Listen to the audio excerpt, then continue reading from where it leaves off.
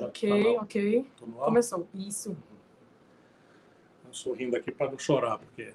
Vamos lá, vamos começar. Como eu prometi a vocês, tive que adiar, porque todo mundo sabe aí a confusão que está tendo. Podemos começar? Podemos. Bom, boa noite a todos, aos irmãos, às irmãs brasileiros. Eu resolvi fazer essa live porque nós precisamos conversar. As coisas que estão acontecendo no Brasil exigem muito equilíbrio, muita serenidade, muita energia e, especialmente, muita clareza, porque nós estamos no território da enganação profissional levada ao centro do poder no país. Isso não é um fenômeno novo, mas eu, que tenho muita vivência, nunca vi a enganação, a mentira, a mistificação serem levadas ao extremo como ela está, como a mistificação e a enganação estão sendo levadas hoje. E a gente precisa tomar muito cuidado, porque a história não se constrói de episódios semanais, diários, nem mesmo mensais ou até sequer anuais. A história vai se construindo, especialmente na política. Ela se constrói a partir de um conjunto de valores. Esses valores têm militância, esses valores têm gente organizada ao redor deles, e esses valores, e com gente militante, não valem nada se não houver exemplo, porque falar, especialmente em tempos de internet, a gente fala o que quiser. Em tempos de edição, de televisão, de informação descartável, as pessoas têm pesquisa que mostram o que é que você quer dizer, e as pessoas na política, infelizmente, não é um fenômeno só brasileiro, estão dizendo que as pessoas querem ouvir, as pessoas sofridas como estão, nem sequer percebem que estão sendo manipuladas em coisas muito importantes. O apego à família, a religiosidade, a adoração ao sagrado, o consumismo comercial. Hoje, todos são esses grandes trends, essas grandes tendências manipulam, né, os poderosos da mídia, os poderosos da política, os poderosos do poder econômico, manipulam, e a gente, se não prestar muita atenção, se não tiver muito cuidado, a gente vai sendo feito de bobo, semana sim, a outra também. Bom, todo mundo já sabe que eu estou falando dessa crise. Eu não posso começar sem primeiro botar de novo no centro aquilo que tem que estar no centro nesse momento do Brasil. Ontem, claramente mudou de patamar o nível de mortes dos nossos irmãos, das nossas irmãs, que pode ser o nosso filho, a nossa mãe, o nosso pai, o nosso irmão, o nosso amigo íntimo, porque a gente precisa entender que essa pandemia do coronavírus, do Covid-19, mudou de patamar. Ontem foram registradas oficialmente, isso está longe de ser a verdade, 407 mortes num único dia. Hoje, para mostrar que é uma tendência, 357 brasileiros, homens e mulheres, de todas as classes, de todos os credos, de todas as convicções ideológicas, também morreram em apenas 24 horas. Já são 3.670 brasileiros que perderam a sua vida, e nós apenas estamos iniciando, né, a fase mais crítica dessa pandemia. Os números, para quem está estudando o assunto, são absolutamente assustadores, e isso é o que deveria nos orientar todas as energias, e vocês vão entender bem porque eu estou dizendo isso. Como só tem uma saída, não tem vacina ainda, e não tem remédio, é uma grande grosseira mentira, uma tentativa de manipular nosso desespero por uma solução, a gente não aguenta ficar numa condição sem impasse. Esses demagogos no mundo e no Brasil ficam oferecendo mágicas. Uma vez, eu não vou dizer o nome dos remédios, vai ser o remédio tal, o outro agora, irresponsavelmente recomendou até que as pessoas injetassem em si mesmo água sanitária. Vejam onde nós estamos chegando. Político receitando coisas que matam pessoas. Não tem remédio e nem tem vacina. Só tem uma, não tem duas, não tem três, só tem uma alternativa para a gente conseguir evitar a tragédia de centenas de milhares de mortes. Acredite, meu irmão, acredite, minha irmã, eu não estou exagerando. É o isolamento social radical para quem puder fazer. Se isso é verdade, e acredite, é verdade, o isolamento radical tem que ser financiado pelo governo. E é isso que está sendo feito no mundo inteiro. O mundo inteiro está financiando as atividades econômicas, os trabalhadores, os desempregados, os autônomos, para que essas pessoas possam ficar em casa e a economia não entrar em colapso definitivo. E isso é o outro vetor desse grave momento, dessa grave crise brasileira. A maior crise de saúde pública em 100 anos, e a maior crise econômica de toda a história brasileira acontecendo simultaneamente. E o que nós estamos assistindo diante disso é um jogo político imundo. Vão me desculpar, eu estava ouvindo a Adriana Calcanhoto hoje, ela me interpreta como sempre. Eu não gosto de bons modos, sabe? Eu gosto de quem tem fome. Isso é um verso dela. E ninguém pode ter bons modos vendo a maior crise de saúde pública, que mata tantos milhares de pessoas do mundo e vai matar entre nós. E uma crise econômica sem precedente, que está destruindo o tecido social produtivo brasileiro, e o Brasil tangido por uma crise política sem precedente nem razão para acontecer. Nós precisamos conversar sobre isso, serenidade, equilíbrio, ponderação, tudo isso tem jeito, mas o Brasil está vivendo uma crise muito grave, muito grave. Há um buraco, um vácuo de poder, e esse vácuo de poder não pode continuar do jeito que está por conta desses dois componentes da crise. A crise de saúde pública, que vai se contar em milhares de mortes, e a crise econômica, que também está destruindo, como jamais aconteceu, as oportunidades de trabalho, de emprego, de salário, de renda de uma maioria grande da população brasileira. Portanto, eu aceitei a tarefa de falar nessa hora, embora eu esteja com o coração muito machucado, porque acredito que é minha responsabilidade, especialmente em direção à militância que acredita em mim. Vocês precisam saber que nem sempre, falando agora para o militante, nem sempre eu tenho oportunidade de consultar, nem sempre a dinâmica, a velocidade, a complexidade dos fatos nem sempre me permite fazer aquilo que eu sempre procuro fazer. Entro na internet, fico sondando, sentindo os humores, e a gente, infelizmente, nem sempre pode fazer isso, seja porque há aspectos da luta política, dessa manha que é a luta, desse momento terrível, seja porque nem sempre as informações que eu tenho o direito de partilhar, porque parte importante delas me são dadas em confiança por pessoas com quem eu trabalhei quando fui ministro da Fazenda, quando fui ministro da Integração Nacional, quando fui governador. Eu conheço muita gente na Receita Federal, na Polícia Federal, no mundo político, mesmo pessoas que são muito distantes, vamos dizer, formalmente, por imagem de mim. Eu mantenho uma relação de quem conhece todo mundo e que pode conversar pelo telefone, tomar o pulso, conversar, sondar, na direção sempre de procurar fazer aquilo que considero a minha obrigação com o Brasil. Eu não quero que ninguém me passe cheque em branco, mas me dê um tempinho, porque eu preciso agir, às vezes, com a urgência, com a profundidade, com a delicadeza que o momento pede e merece. Por exemplo, assinei um pedido de impeachment. Eu que fui contra o impeachment do Fernando Henrique, quando o Lula propôs.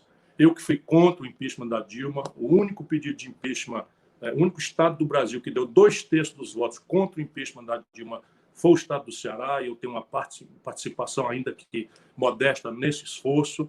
E assinei esse pedido de impeachment porque considero que o Brasil está vivendo um vácuo, um buraco de poder nesta hora crítica da maior crise de saúde pública, cuja consequência é a morte de milhões de pessoas do mundo e milhares de brasileiros.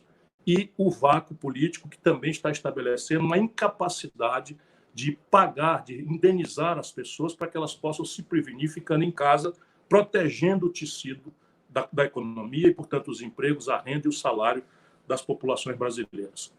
Eu sei que é difícil esse impeachment passar, eu compreendo talvez muito mais do que qualquer outro, porque tenho muita experiência, que as condições políticas não estão dadas para acontecer, mas não é esse cálculo que estou fazendo. Nós precisamos chamar a responsabilidade o senhor Jair Messias Bolsonaro para dar duas uma, ou ele mudar de rumo na direção correta do país, ou que ele arque com as responsabilidades políticas e criminais pela sua atitude irresponsável e genocida.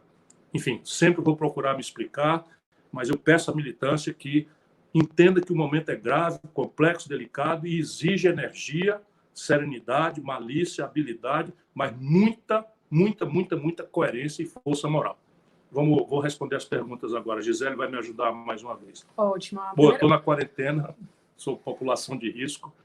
A primeira pergunta, uma pergunta que está sendo feita por muitas pessoas.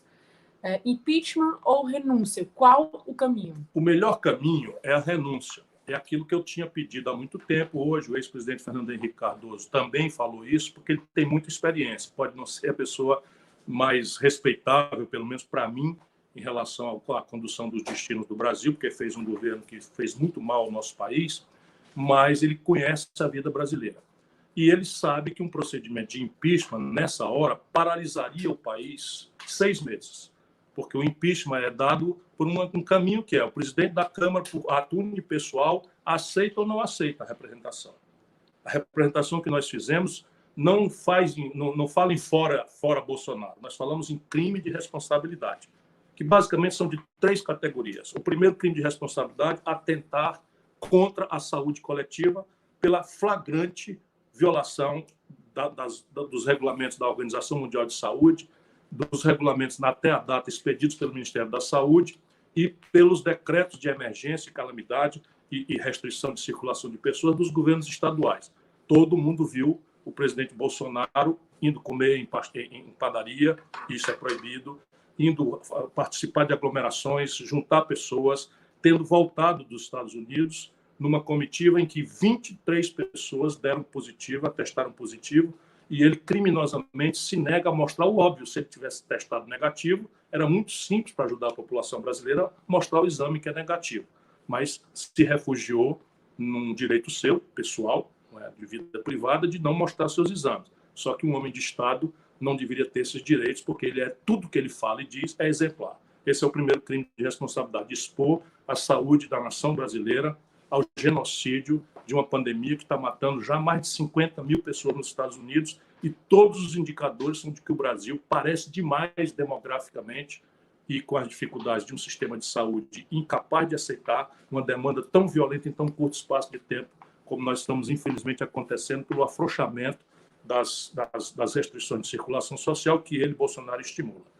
O segundo conjunto de crimes de responsabilidade é atentar contra o regular funcionamento dos poderes da República.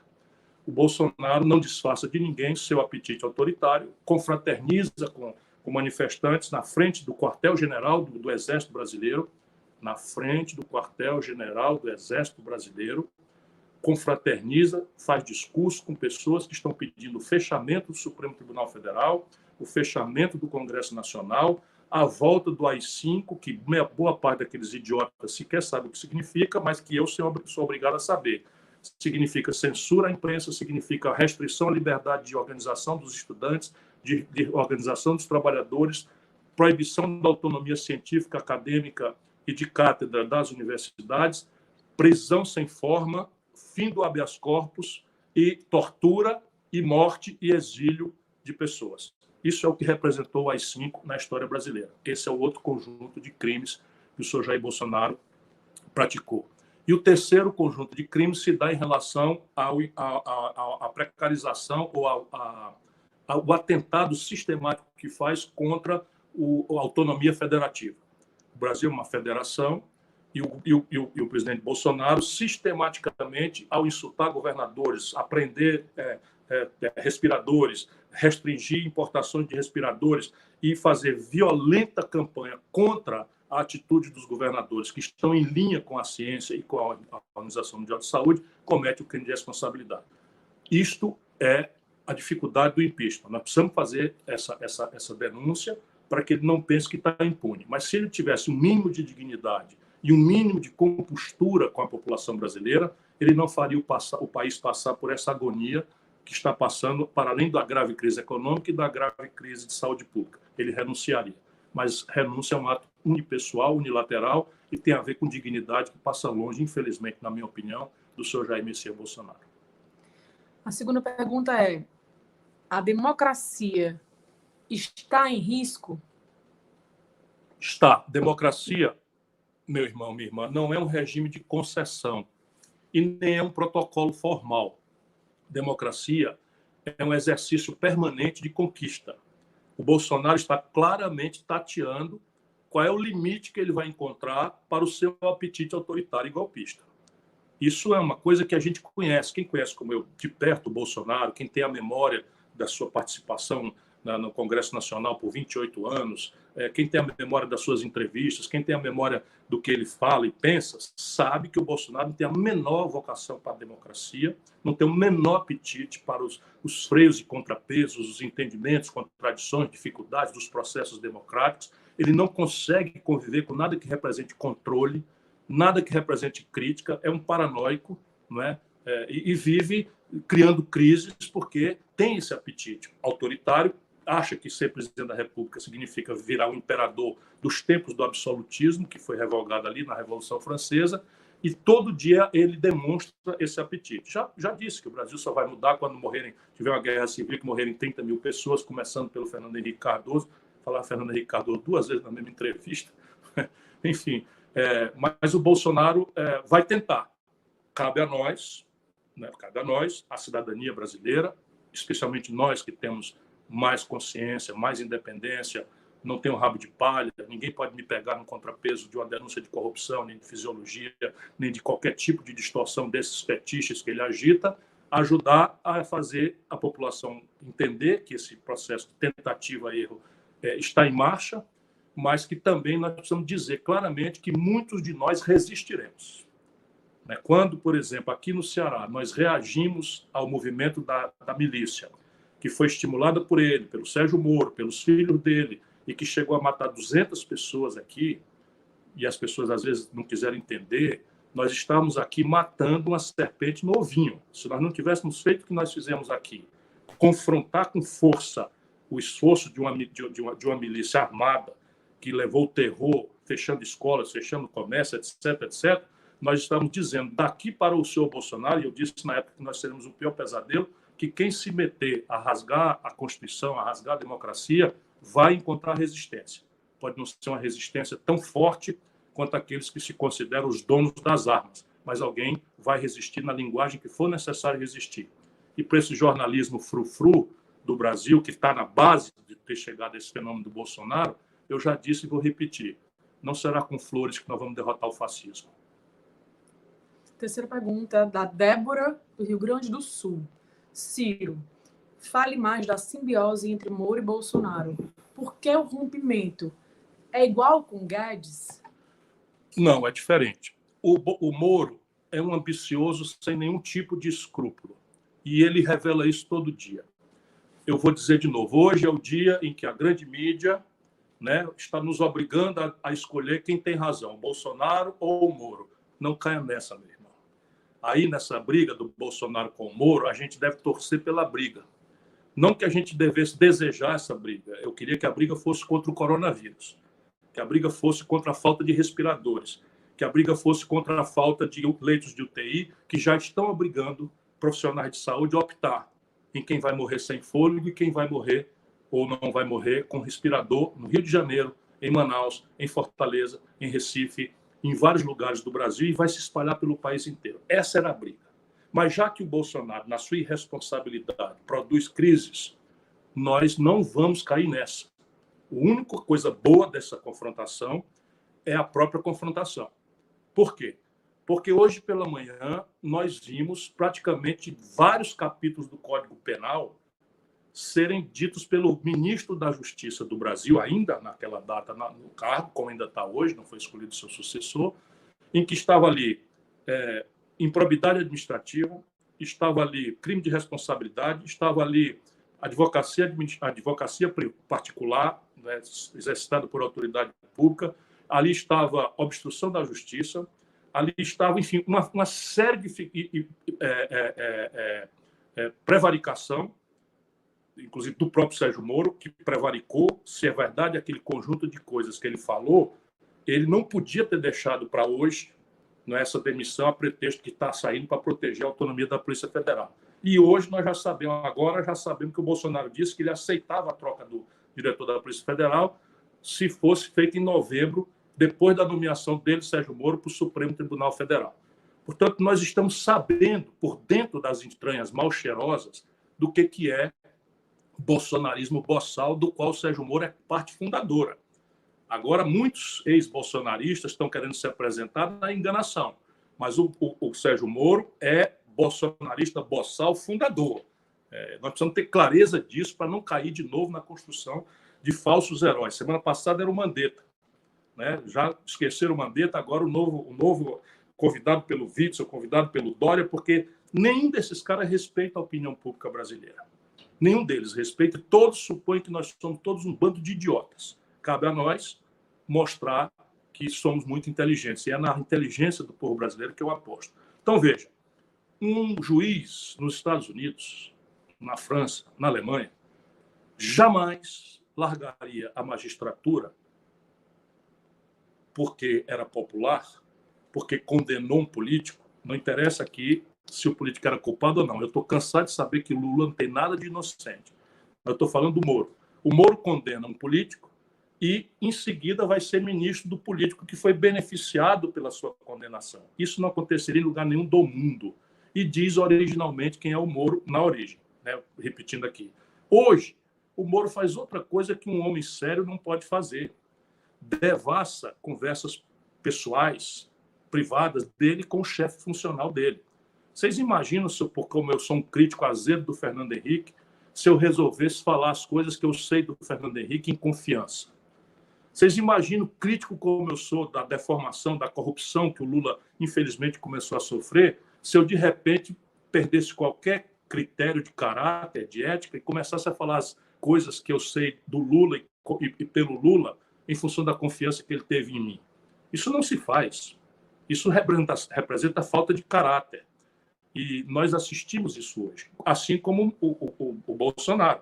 Bolsonaro dizer hoje para o grande público, né, que o Moro quis ir visitá-lo no hospital entre o primeiro e o segundo turno, que o Moro foi na casa dele, que o Moro pediu a ele para ser ministro do Supremo Tribunal Federal, tudo isso vai ficar a palavra de um contra o outro. São dois mentirosos, contumazes. Nós estamos cansados de saber, quem conhece a vida como eu, que os dois são profundamente mentirosos. Então, nós não precisamos dar razão a nenhum nem outro. Nós precisamos exigir aquilo que já aconteceu hoje no fim da tarde. O Procurador-Geral da República, aliás, dando sequência à minha primeira manifestação, que eu falei no primeiro minuto, quando eu assisti à entrevista do Moro, fez uma representação ao Supremo pedindo para abrir um inquérito para apurar todo esse conjunto de crimes que estão ali indiciados e chamando o Moro para depor. Isso é fundamental, porque o Brasil não vai sair dessa gravíssima encalacrada se a gente for obrigado a acreditar em Papai Noel ou mula sem cabeça. A gente não deve acreditar nem em Papai Noel, nem em mula sem cabeça. As instituições têm que mostrar as coisas com a severidade, a seriedade e o objetivo com que essas coisas precisam ser esclarecidas para o povo. Vamos lá, Gisele. Ok, a próxima é da Laura, de Recife. É possível dizer que algum dos dois, Moro e Bolsonaro, tem alguma razão em alguma coisa? Não, eu diria, se não fosse tão grave, aquela brincadeira, né? Os dois têm razão. Os dois têm razão, porque ali foi um encontro de conveniência. O Bolsonaro, deixa eu dizer para vocês de novo, eu sei que tem muita gente que se machuca comigo, mas eu prefiro que amanhã a vida nos mostre quem tinha razão.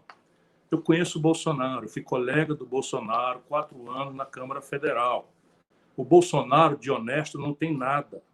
Bolsonaro desviava dinheiro do gabinete dele aonde podia, em gasolina, desviava dinheiro da gasolina para botar no bolso. O Bolsonaro desviava dinheiro de funcionário fantasma para botar no bolso. O Bolsonaro ensinou essas práticas. O Bolsonaro botou o filho dele, esse que é deputado federal, no gabinete do Roberto Jefferson, ganhando 9 mil reais de salário, morando no Rio de Janeiro, sem dar um dia de serviço na Câmara. Numa prática que todo mundo que é sério sabe que ele acontecia. De repente, eu assisto o Bolsonaro fazendo a apologia da decência, da moralidade, do compromisso com a ética, com a honestidade. Sabe, é muito chocante isso. E o povo brasileiro engoliu por quê? Porque o PT fez a mesma coisa. O bicho mais parecido com o PT, que eu digo, é essa burocracia lulopetista, porque tem muita gente no PT que é séria. Mas como é que o PT foi ao poder? Vamos nos lembrar. Todo mundo era corrupto, só o PT era sério. Todo mundo era ladrão, só o PT era honesto. E o discurso moralista, etc, etc. O bicho mais parecido com um bandido é um moralista de goela. Pois bem, os dois têm razão. O Sérgio Moro foi usado pelo Bolsonaro e, na hora que sentiu que o Bolsonaro estava emborcando, o Sérgio Moro cai fora. E o Bolsonaro trouxe o Sérgio Moro para usar a popularidade e o adjetivo do combate a corrupção e o lavajatismo, que virou uma espécie de partido político do Brasil, passando por cima de lei, de tudo, como se isso fosse a forma de você, de fato, combater a corrupção. Eu falo isso com certa moral, porque nunca, em 40 anos, ex-ministro 2 vezes, ex-governador, ex-prefeito, ex-deputado federal, ex-deputado estadual, ex-secretário, nunca respondi por um mal feito, nem para ser absolvido. O que nada mais é, digo sempre, do que a minha obrigação. Mas quando eu digo essas coisas, eu quero dizer que eu sei o que eu estou falando. Portanto, os dois, nesse momento, têm razão, mas nós não podemos ficar nessa. Como eles são contraditórios, tem algumas coisas práticas. Por exemplo, é verdade ou mentira o que o Sérgio Moro disse, que não assinou o ato de exoneração como saiu no Diário Oficial. Nesse sentido, o Sérgio Moro está falando a verdade. Ele não assinou e, pela primeira vez na minha longa vida, eu estou vendo falsidade ideológica sendo praticada no Diário Oficial da União. É o último fundo do fundo do fundo do poço em que o Diário Oficial da União é um ambiente de praticar falsidade ideológica, uma espécie de estelionato, não é? Um cheque sem fundo, um cheque falso, uma assinatura falsa, etc. O cidadão da Polícia Federal pediu a demissão ou não pediu? O Sérgio Moro está falando a verdade, porque esses pedidos eles são feitos por escrito. E o Bolsonaro gaguejou para cá, gaguejou para lá, mas quis dizer que pelo telefone o cara admitiu que seria posicionado. Isso fica a palavra de um contra o outro se não tiver a gravação do telefone. Então, esse ato, o Sérgio Moro falou a verdade. Agora, é verdade que o Sérgio Moro disse que topava trocar o chefe da Polícia Federal, mas só depois de ser nomeado para o Supremo Tribunal Federal? Isso o Bolsonaro falou. Como é que a gente vai saber se é verdade? Percebe onde nós estamos? A encalacrada que nós estamos? Só tem um jeito. É a Procuradoria-Geral da República, que é preventa em função das autoridades envolvidas, fazer um inquérito supervisionado pelo Supremo Tribunal Federal e o primeiro a ser chamado tem que ser o Sérgio Moro para dizer quais são as evidências que ele tem desse conjunto de acusações gravíssimas de cometimento desse conjunto inominável de crimes pelo senhor Jair Messias Bolsonaro. A próxima pergunta é do Cláudio de Salvador. Deixa eu mandar um abraço em Recife para minha companheira e amiga Elza Mariana, que sempre é uma voz muito lúcida aí nas minhas ponderações. Quando eu posso, sempre eu tenho algumas pessoas que eu ouço, e a Elza Mariana é uma dessas pessoas. Um abraço, minha queridinha. Cláudio de Salvador. Ciro, e os militares? Imagino que o senhor esteja conversando com eles. Tem gente das Forças Armadas que não aceita tudo isso? O que vai acontecer com esse setor? Há Forças Armadas e Forças Armadas, como no Brasil. Lamentavelmente, hoje, nós vivemos sob um governo militar. Vamos ter clareza. Se você pegar o governo Figueiredo, general Figueiredo, e o governo Geisel, que foram o último e o penúltimo governos do período de 64, somar os dois, o Bolsonaro tem mais auxiliares generais e das Forças Armadas do que os dois juntos. Portanto, general Figueiredo e general Geisel foram presidente da República por 5 anos e o Bolsonaro tem mais oficiais generais, né, no governo do que os dois presidentes militares, Figueiredo e Geisel, juntos. Portanto, é um governo militar, para que a gente não alimente nenhuma ilusão. Fica ali um bobão como esse maluco das relações exteriores, que reporta a esse outro maluco que mora nos Estados Unidos, um outro maluco no Ministério da Educação, que também reporta esse maluco dos Estados Unidos, uma outra idiota que vê Jesus na goiabeira, que é outra maluca que está ali estou fazendo ironia aqui, essa Damares. Enfim, esses três aí vamos setor Praça da Alegria. O resto do governo é tudo militar com o Paulo Guedes. O Paulo Guedes está virando o próximo da lista. Por quê? Porque ele não sabe, não conhece o Brasil. Ele não sabe como enfrentar essa crise econômica. O Paulo Guedes queria sair com R$200 de apoio à nossa comunidade, que colapsou na renda. Lutamos feito um condenado lá no Congresso Nacional, levamos isso para 600. Ele não conseguiu pagar ainda. Não conseguiu pagar ainda a mais da metade dos brasileiros. O brasileiro que não está precisando desse auxílio precisa saber, e essa é a nossa luta. Mais da metade dos brasileiros, da informalidade, do desemprego, do Bolsa Família, do Cadastro Único, mais da metade não receberam ainda a primeira parcela. E a ajuda só foi acertada por 3 meses, quando qualquer bobinho minimamente sério sabe que os efeitos econômicos e no emprego dessa crise vão atravessar muito mais longe do que 3 meses. E o Guedes faz um socorro aos bancos, R$1 trilhão e 200 bilhões de reais, sem exigir dos bancos nenhuma contrapartida. Ele faz isso e os bancos retraem o crédito e aumentam a taxa de juros.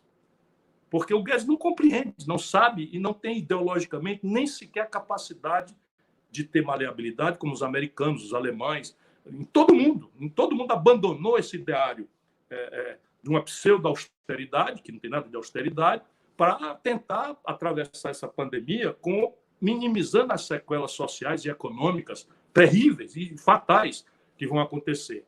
Portanto, ele vai ser demitido também.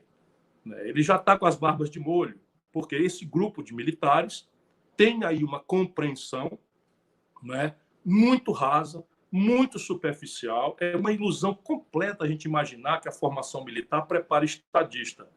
E olha que eu sou uma pessoa que tem todas as medalhas das Forças Armadas Brasileiras, tenho por elas um imenso respeito, uma imensa afeição, tenho muita honra, embora aqui e ali eu me dê vontade de devolver umas medalhas em determinados gestos, mas, especialmente esses que entregam o Brasil, entregaram a Embraer para o estrangeiro sem uma reação, entregaram a base de Alcântara sem uma reação, às vezes me deu um impulso de devolver as medalhas, mas fico imaginando que o brigadeiro Eduardo Gomes, que o Duque de Caxias, né, estão revirando no túmulo, né, e que isso vai ser uma fase ruim que nós vamos passar. Então, há militares e militares, nesse momento, eles estão no comando. Todo sucesso e todo fracasso, nós precisamos esperar deles. E eu espero que eles botem juízo no Bolsonaro. E o Bolsonaro tem ódio às Forças Armadas. Foi expulso com desonra, teve que engolir uma aposentadoria com 33 anos de idade, e esse ódio ele não vai esquecer jamais. E ele está fazendo uma espécie de vingança, talvez nem perceba. Se cerca de gente que ele considera mais preparada, mais capaz, mas, ao mesmo tempo, ele simplesmente humilha as Forças Armadas. Você imagina o presidente da República, comandante em chefe das Forças Armadas, subir num palanque, num carro, na frente do quartel-general do Exército, com aquele bando de maluco pedindo o AI-5, pedindo a volta da ditadura, pedindo o fechamento do Supremo Tribunal Federal. Os militares enlouqueceram com aquilo, mas, infelizmente, engoliram. De novo. A próxima pergunta é do Jairo, de Brasília. Ciro, como você disse, não cabe mais notinha de repúdio. O que podemos fazer para pressionar esse governo para trabalhar direito? É o que eu estou procurando fazer, sabe? Às vezes as pessoas não me entendem, há uma certa fração da imprensa que quer me caracterizar como um brigão, como se eu adorasse briga, como se não fosse meu dever, mas é o que nos resta. O que nos resta é brigar. E brigar de uma forma complexa, porque na hora que, por exemplo, o Bolsonaro se sente em crise, ele joga o espectro do lulopetismo de volta. Hoje, na fala do Moro, foi isso. O Moro agora quer o lugar do Bolsonaro, candidatíssimo, né? E já bota o lulopetismo como grande espectro e a corrupção e tal. E isso não é neutro, porque o Bolsonaro está botando a perder todo o projeto, mas os valores reacionários, conservadores, entreguistas, né? Antipovo, antipobre, antinacional, vão cuspir o Bolsonaro fora já e vão procurar se reordenar ao redor de mais uma mentira, ao redor de mais uma coisa. E isso, se continuar desse jeito, ou é isso, ou o lulopetismo corrupto, que fez a maior crise econômica da história do Brasil, da qual nós não saímos e entramos agora piorados com o coronavírus, nós vamos entrar pelo cano como nação. Por isso que eu estou me esperneando para ver se eu ajudo a criar uma corrente de opinião, né? E todo mundo que puder deve lutar. Nesse momento, na quarentena, dizem que o governador do Distrito Federal vai começar a afrouxar a quarentena. Não deixe seus filhos irem para a escola. Não deixem. Está na hora da desobediência civil. Meu filho, o Gael, é foríssima da faixa de risco, tem 4 anos, ele não vai para a escola. Vai ter aula remota, eu vou ajudar ele nas coisas que ele puder, a mãe vai ajudar, mas ele não vai. Por quê? Porque nós apenas estamos começando a hora crítica, genocida desta pandemia no Brasil. E nós estamos fazendo isso afrouxando a quarentena. Nosso povo ajudou, mas os sinais trocados, a troca do ministro, a incompetência boçal desse novo ministro que entrou aí, que não sabe nem onde é que a Andorinha dorme. Aliás, tem outro general também no comando da saúde, de verdade, e esse da ativa, general da ativa. O mundo está ficando muito estranho para mim. Um general da ativa assume um cargo estritamente civil, que é o secretário executivo do Ministério da Saúde, na ativa. Vê se pode. Onde é que nós estamos? O que é que o senhor Jair Bolsonaro está fazendo com a nação brasileira? Marília, do Rio de Janeiro, pergunta: essa crise afeta ainda mais a economia? O que esperar para os próximos dias, semanas e meses? Não há o que faça, não há o que se fazer pelo que já foi feito de errado, o que não foi feito no tempo e na velocidade certa, do Brasil não vivenciar esse ano de 2020 a pior crise econômica da nossa história, medida pela queda do conjunto de riquezas, que é um sintoma, que é a evolução do PIB. Os meus amigos que estudam essas coisas, que trabalham, que me ajudam, que estão sendo rebatidos, falam numa queda não menor do que 4,5%, mas é uma queda que há estudos prospectivos, se essa incompetência continuar, de até 11% do PIB. Só para vocês terem uma ideia, a maior queda da história do PIB brasileiro aconteceu em 2 anos do governo do PT, com a Dilma, que predispôs o Brasil a essa crise e, portanto, ao bolsonarismo, e caiu o Brasil 3 pontos, depois 3 infrações e 3 infração. Nós estamos falando em cair talvez até 11 pontos. Mas vamos ficar aí no meio entre 11 e 4. Nós estamos falando de 7 pontos, de 5 pontos, de 6 pontos. Nunca houve nada parecido. O desemprego, quando entrou o coronavírus, já estava em 13 milhões de pessoas. A informalidade já estava em 38 milhões de pessoas que vivem sem nenhuma proteção como autônomos. 38 com 13 já mostra que o Brasil, pela primeira vez na história, antes do coronavírus, já tinha a maior parte da população se virando na informalidade e 100 milhões de brasileiros, antes da crise do coronavírus, estavam ganhando por cabeça, por mês, R$ 413, números oficiais das agências de apuração de estatística do governo federal.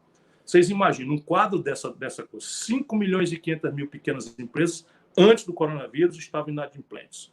O setor privado e agora o câmbio, que é o termômetro, né, a taxa de quantos reais a gente precisa comprar um dólar, bateu em R$ 5,70 hoje, o governo torrando as reservas para financiar meia dúzia de bandidos que especulam contra a moeda usando a tragédia de saúde pública do povo brasileiro. Isso é um país saqueado por todos os ângulos que se queira considerar. Então, tem como resolver isso? Tem, mas é preciso trocar o Guedes, é preciso tirar essa interdição ideológica e fazer aquilo que o mundo inteiro está fazendo.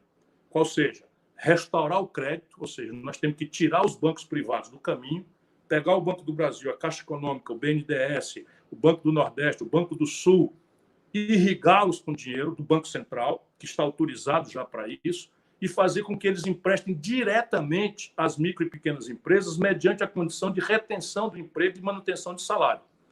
Porque essa providência de manutenção do emprego com corte de salário e a indenização com seguro-desemprego também é muito precária e muito injusta, sem a contrapartida do setor empresarial.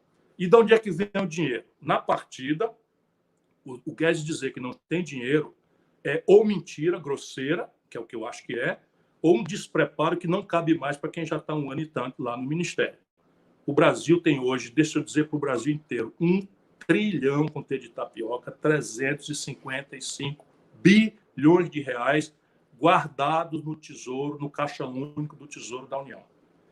Parte dessa montanha de dinheiro estão vinculados, parte está vinculada a fundos, a reservas, etc, etc. Nada que uma lei não mude. E o Congresso é só o governo pedir, faz. Ou uma liminar no Supremo, o ministro Alexandre de Moraes já concedeu, e eu acho que já está autorizado por essa liminar, mas se não, pode pedir especificamente a liminar para desfazer esses fundos não aplicados. Mas sem necessidade disso, tem uns 150 bilhões de reais hoje sem vinculação nenhuma.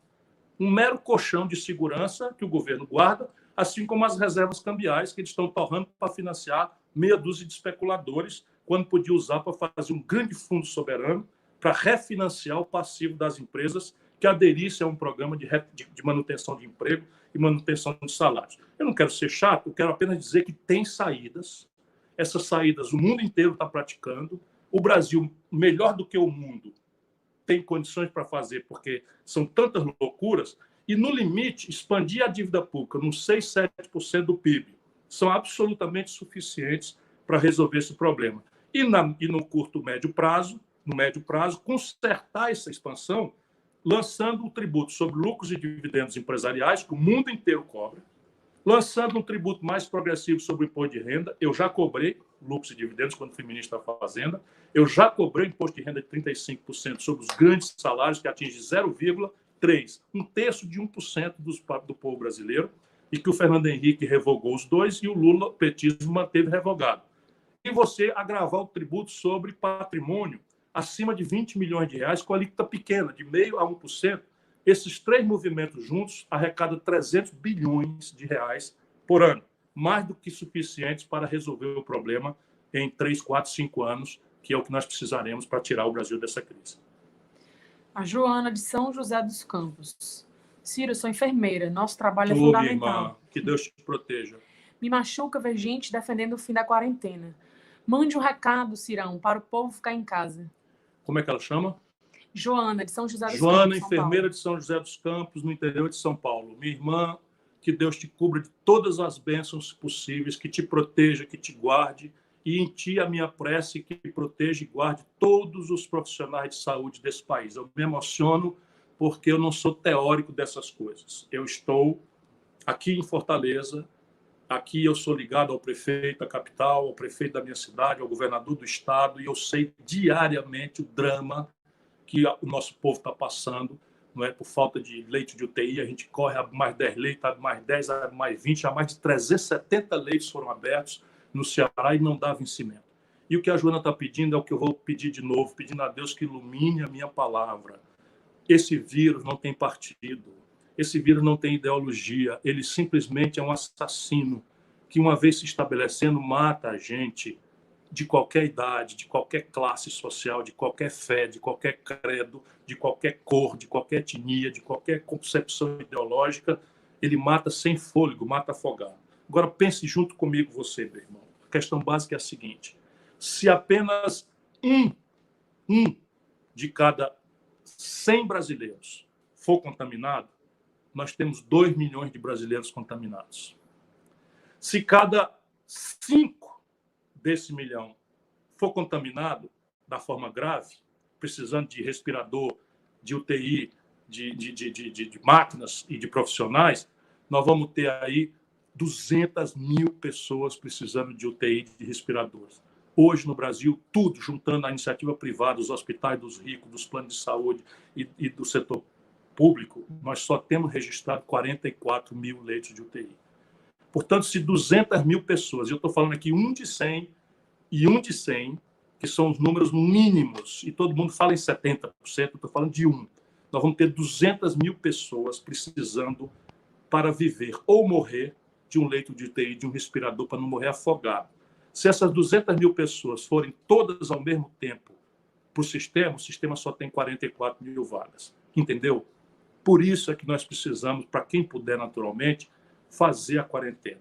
Para nos proteger, mas para proteger a todos os outros, para proteger a quem precisa, que são os profissionais de saúde, os policiais, os garis, os lixeiros, os motoristas de caminhão, os caixas de farmácia, os caixas de supermercado, ou seja, as atividades que são essenciais e que não podem fazer o isolamento social. Não fazer isso é simplesmente assassinato. Entenda isso, pelo amor de Deus. Não vá pela cabeça de seja quem for o político.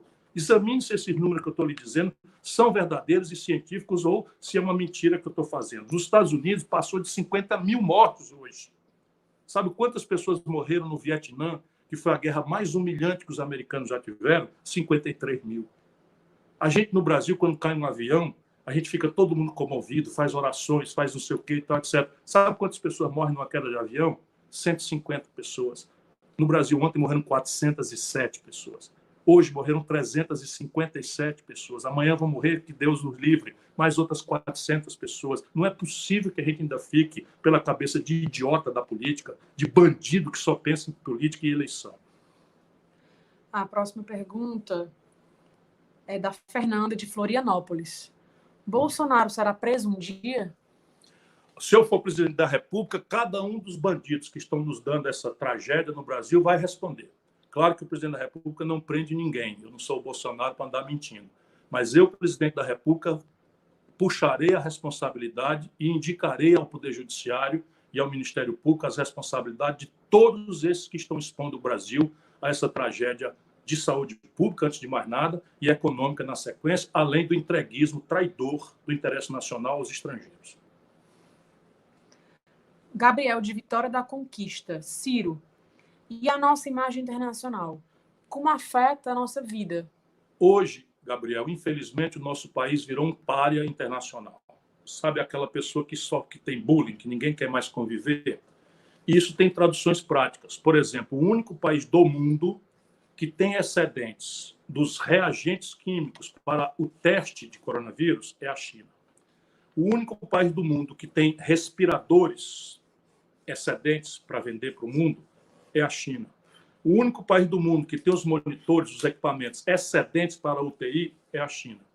O que é que o Brasil faz? Bolsonaro, o ministro chanceler do Bolsonaro, o chefe do Itamaraty, que é um grande filho da puta, desculpa, não posso deixar de dizer uma coisa dessa natureza, até me desculpo com vocês, porque... Mas, enfim, quando eu lembro disso, esses camaradas abriram um caso com a China. E hoje o Brasil simplesmente não consegue, nem pagando, comprar essas estruturas. Deixa eu dizer de novo, por que eu saio um palavrão da minha boca quando eu penso nisso? O único país do mundo que tem para nos vender esses excedentes, a China, simplesmente foi insultada, agredida repetidamente pelos filhos do Bolsonaro e pelo chanceler da República Brasileira, orientado pelo Bolsonaro, que ele não poderia fazer isso, ou pelo menos se fizesse, não ser admoestado ou proibido. Pois bem, o Brasil nem pagando, deixa eu dizer para vocês, nós aqui no Nordeste temos um consórcio, os governadores se celebraram num consórcio, criaram um comitê científico, mais de 700 cientistas do Brasil inteiro, que deviam estar reunidos junto à autoridade federal, se reuniram nesse consórcio, todas as providências são orientadas, e os governadores compraram, esse consórcio comprou da China, e simplesmente eles não estão entregando, e isso simplesmente não tem mais alternativa diplomática para fazer. O nome disso é assassinato. Por isso que alguém não quer entender por que eu, às vezes, esquento um pouco a minha palavra. E não é possível que as pessoas tenham sangue de barata sabendo as coisas que eu sei. Pois bem, os respiradores que poderiam salvar pessoas, ou pelo menos dar elas uma morte digna, sem morrer afogado, esses respiradores não estão vindo para o Brasil por causa disso. As Nações Unidas fizeram um movimento para que todo o caráter científico, ou seja, a pesquisa de vacina, a pesquisa de eventuais remédios que se domine, sejam disponibilizados sem custo de royalties, de patente, para todo mundo.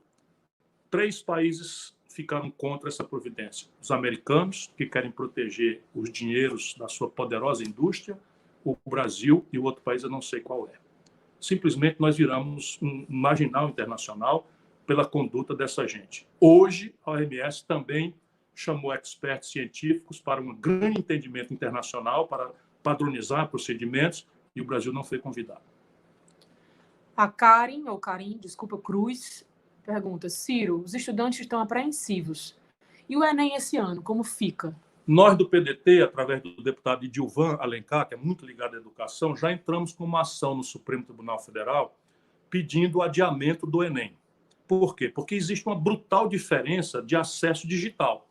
Se você tem as escolas paradas, as aulas remotas, ou seja, o esforço de estudar, é desigualmente distribuído, porque quem tem um computador plugado na internet tem condição de fazer uma aula virtual ou de estar estudando. A maioria do povo, pelo menos a metade do povo, que não tem acesso regular à internet e nem tem um tablet, nem tem um computador, não tem essa condição. Portanto, é brutalmente injusto que você, proibindo as pessoas de estarem na sala de aula, porque não é possível ainda mesmo, porque senão vai morrer muito mais gente, o jovem morre menos, mas morre também, mas ele é um vetor de transmissão, portanto, é uma grande bobagem.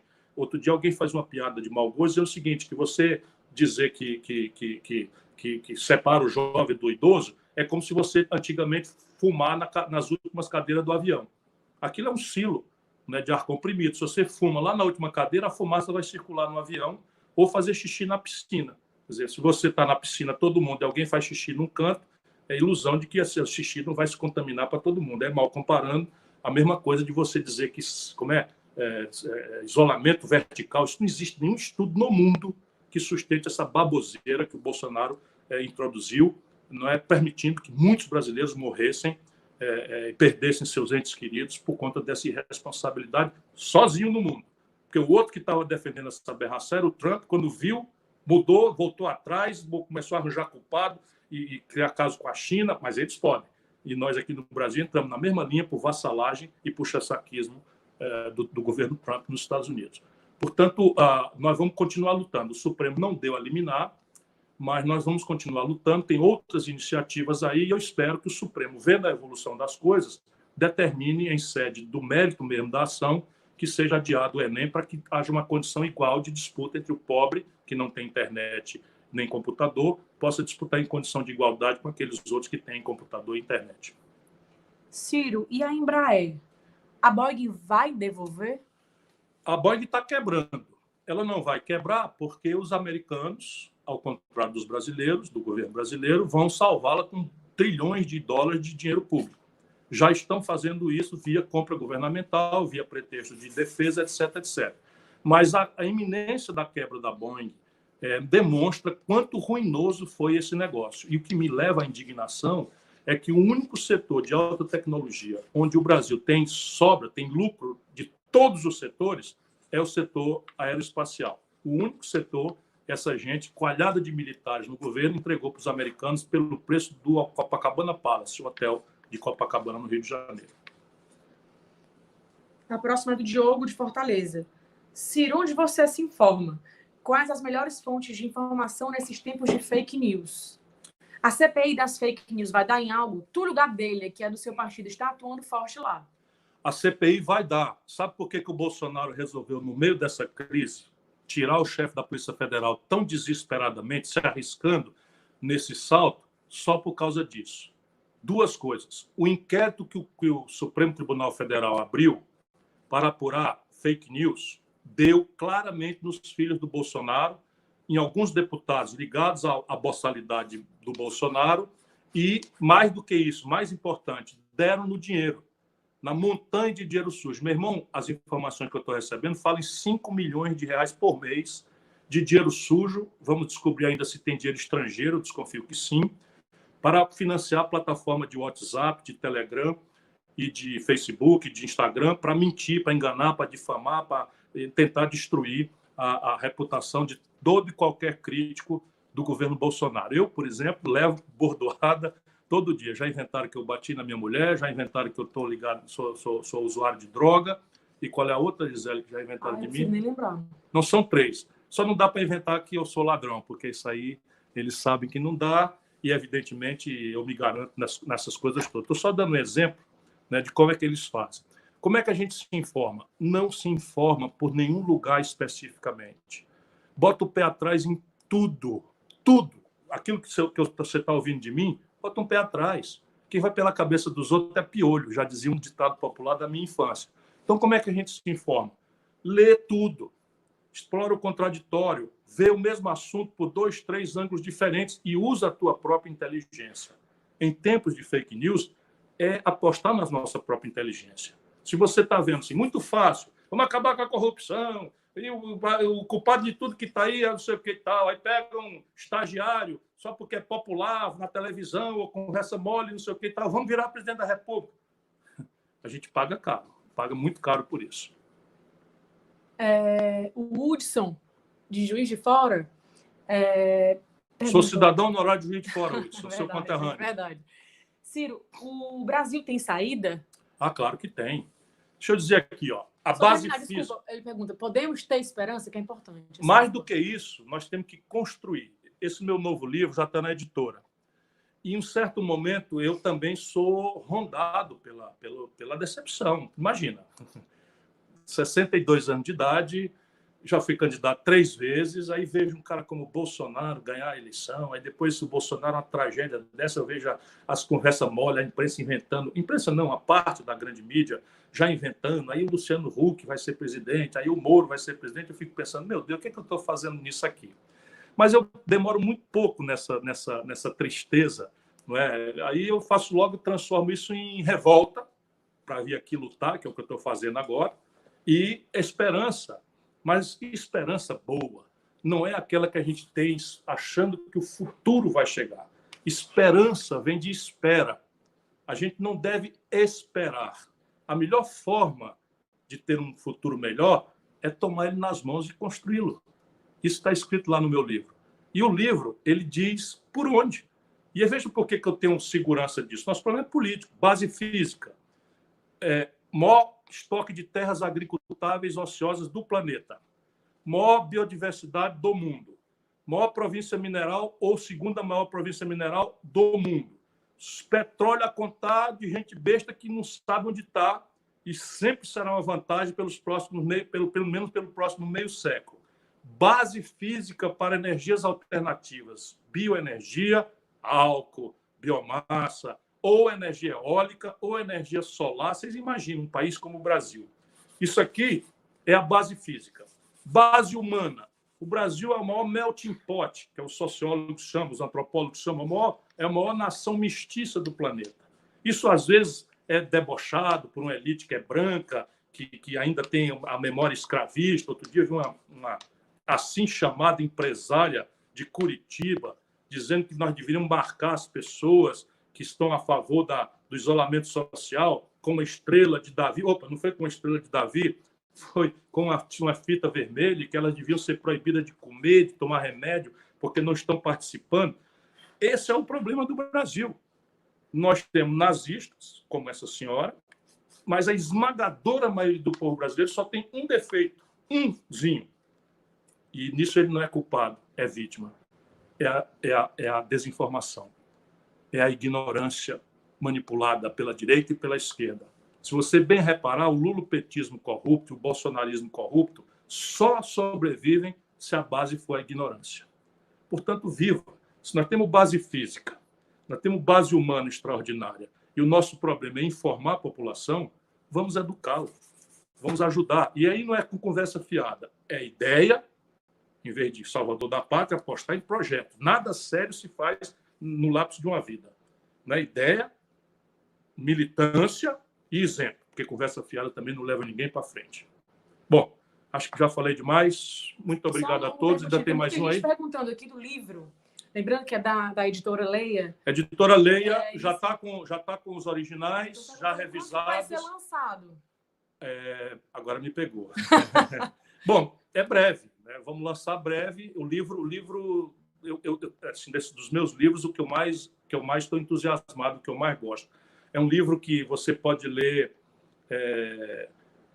se você quiser ser um tecnocrata, saber como é que faz o sistema tributário, como é que monta um regime de previdência justo, como é que organiza o sistema político, essas agendas mais chatas, mas também é um livro que especula sobre a felicidade.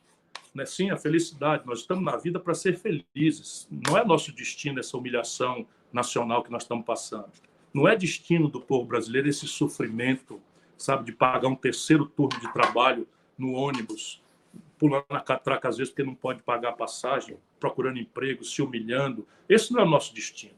Nosso destino é para brilhar, é para fazer o mundo ficar encantado com o nascimento de uma civilização poderosa, de mestiços que se respeitam e dão valor à produção e ao trabalho. Está lá no livro. Quando sair, eu vou anunciar para vocês. Um beijão. Desculpa aí um momento ou outro, mas sabe como é? Ninguém pode chamar de Vossa Excelência quem nasceu para ser aquilo que esse cara que eu já falei, não vou falar de novo. E a gente precisa botar os pingos nos is no Brasil, meter o dedo no nariz dessa gente e dizer: sai do meio que o Brasil quer fugir, quer andar, quer crescer. Um abraço para todos.